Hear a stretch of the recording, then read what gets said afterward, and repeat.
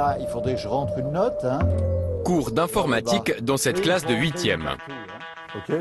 Le cours d'aujourd'hui consiste à faire aux élèves une feuille de calcul pour calculer leur moyenne à l'aide du logiciel libre qui est Calc, qui est le correspondant en fait d'Excel.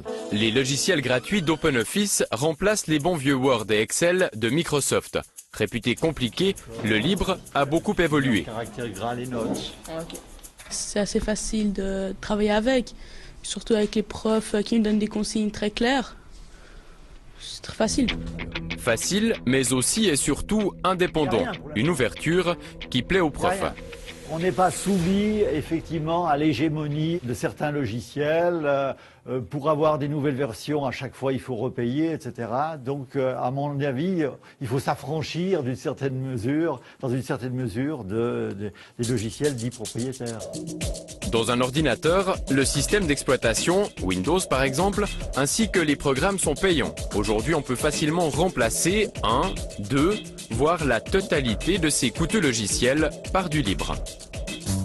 Et cette année, l'État de Genève a édité un CD avec OpenOffice pour les élèves. Tu lis la première étape? Je trouve que c'est bien parce que comme ça on peut les avoir chez nous et on sait déjà comment ça marche. Dans les écoles de Genève, tous les ordinateurs sont équipés. L'État évite ainsi des frais de licence pour près de 900 000 francs par an. Et surtout, ne dépend plus de Microsoft. Dans le privé, on s'y met aussi. Parfait. Cette société qui installe des solutions libres ne connaît pas la crise. Bien au contraire. Comme c'est des solutions qui sont globalement quand même moins chères, c'est vrai qu'on a un accroissement de la demande. On a prévu d'engager à peu près 2 personnes, je pense, d'ici la fin de l'année. On y va?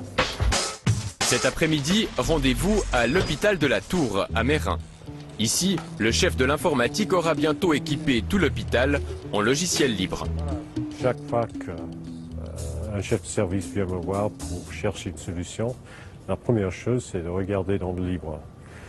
Parce que normalement, ils n'ont pas regardé pour le budget, donc ils n'ont pas de budget. Cette fois, il s'agit de remplacer la messagerie Outlook par ce programme libre. L'hôpital devra payer une licence de 40 francs seulement par ordinateur et valable à vie, contrairement à celle des logiciels propriétaires, encore majoritaires. Pourtant, le grand public hésite encore à faire le pas, fidèle depuis toujours à Microsoft et autres leaders du marché.